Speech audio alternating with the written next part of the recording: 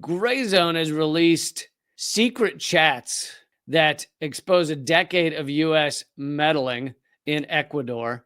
Exclusive interviews and leaked messages reveal how a key ally of the U.S. weaponized the fight against corruption and criminal organizations to selectively prosecute Ecuador's heads of state, viciously persecuting Rafael Correa and his Revolucion Ciudadana movement on flimsy evidence while delaying investigations into much graver crimes allegedly committed by his successors.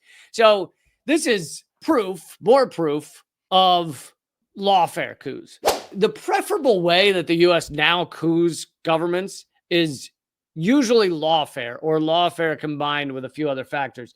But they will manufacture or they'll help prosecutors in whichever government manufacture charges against a left-wing, sometimes leftist, sometimes socialist government that is getting in the way of U.S. hegemony, of U.S. exploitation of the world.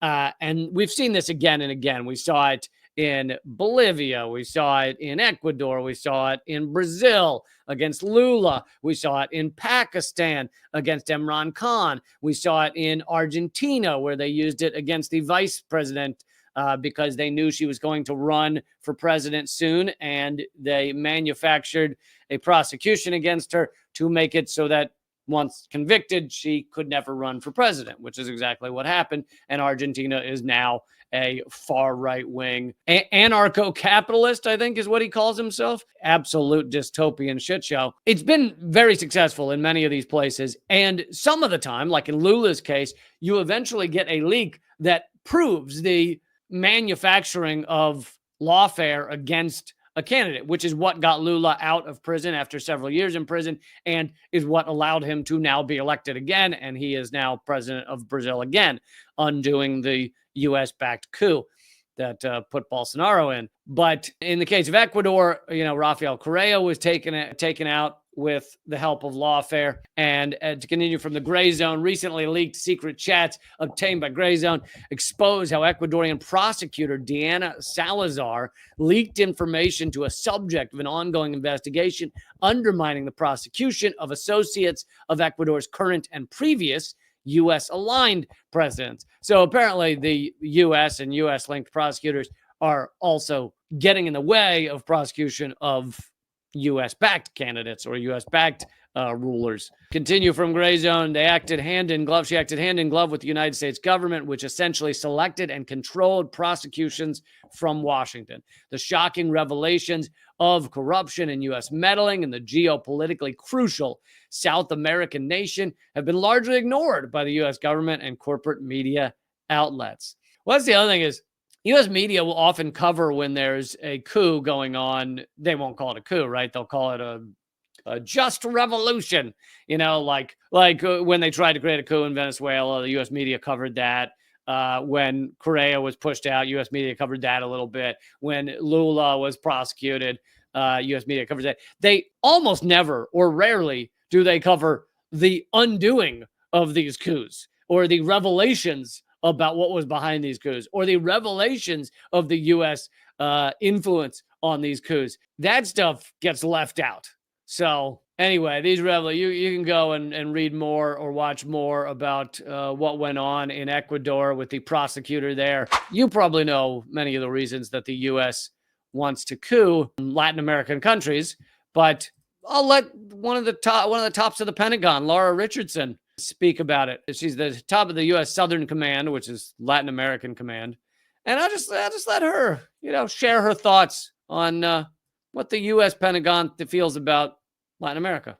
If I talk to my number two adversary in the region, Russia, I've got, of course, the countries, Cuba, Venezuela, and Nicaragua with Russia relationships. But why this region matters, with all of its rich resources and rare earth elements. You've got the lithium triangle, which is needed for technology today. 60% of the world's lithium is in the lithium triangle: Argentina, Bolivia, Chile. You just have the largest oil reserves, light sweet crude, discovered off of Guyana over a year ago. By the way, did you see the drool drop out of her mouth when she said light sweet crude? Light sweet crude. light sweet crude discovered off of Guyana over a year ago. And when she's saying off of Guyana, but most of it's Venezuela, owned by Venezuela, which is why the U.S. wants to take out Venezuela. You have Venezuela's resources as well with oil, copper, gold. We have the Amazon, lungs of the world. We have 31% of the world's fresh water in this region too. I mean, it's just off the charts. We have a lot to do. This region matters. It has a lot to do with national security, and we need to step up our game. A lot to do with national security. You just listed everything you wanted to rob from Latin America, and she's like, and it you know what? It just helps It just helps our national security to steal all that stuff. Oh God, they're so psychopathic. She also mentions that the Amazon is the lungs of the world, while basically putting it in a list of things that need to be exploited or stolen. So if you steal the Amazon, whether it's the fresh water there, whether it's the deforestation, stealing the lumber, whether it's stealing other minerals in the rainforest, it's no longer the lungs of the planet. It's only the lungs of the planet if you leave it alone and let it be the lungs of the planet. You piece of human garbage. She mentioned the lithium, and she mentioned the light, sweet crude. I mean, didn't that sound like an OnlyFans moment there? Light, sweet crude. Let me tell you about the light, sweet crude we got going on down there. Oh, what a sociopath. I showed you that great animation the other day of just how much oil Venezuela has. Unbelievably more than even like Saudi Arabia. 303 billion barrels. It's way more than the US, way more than Saudi Arabia, way more than all of these places that you think have a lot of oil. Venezuela's got way more than that. And so the US wants to steal it, but the US also just wants to make sure it never gets sold outside of the petrodollar, because that would destroy the petrodollar. And here is good old friend of the show, Eric Prince. I'm kidding. But Eric Prince, former head of Blackwater, which then when they were, being prosecuted for a slaughter that killed numerous people, they changed their name to Z, and then they changed their name to Academy. And now I think they've been sold to someone else. Eric Prince just creates one death squad after another. And here he is just the other day saying he's with the people of Venezuela as they try and coup their government. Venezuela, resiste juntos por la libertad, la unidad y la paz. My friends, be well today with the protests. I wish you peace and safety. Your friends from the north, though we're not with you today, we're coming soon. We support you to the end. Dude, that's like seeing a mafia hitman who's like, hey, listen, those of you, the Little Italy down there down the village, I'm not there at the moment, but I'll be there soon. It's horrifying.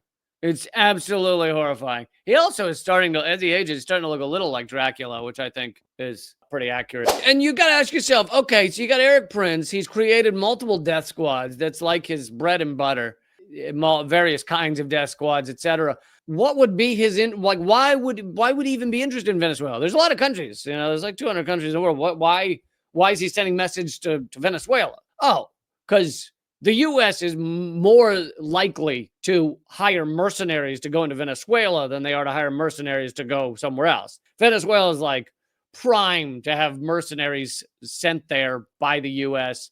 or by a middleman. And of course, that's already happened once. It wasn't Eric Prince's mercenaries. It was that other lunatic who had the Bay of Piglets invasion, which people ended up calling it, and in which they, I don't remember the exact number, but many of them tried to invade Venezuela. It was several mercenaries, including I think 3 U.S. mercenaries under Trump administration, tried to invade Venezuela, were caught before they even got into Venezuela. They were like in the islands off Venezuela, and some were shot and killed, and others were arrested. But so here's Eric Prince wishing you a good a good coup d'etat that the U.S. is trying to push. And that has not stopped, by the way. The U.S.-backed attack on the electrical grid in Venezuela just happened the other day. It keeps going because we're trying to get that light, sweet crude.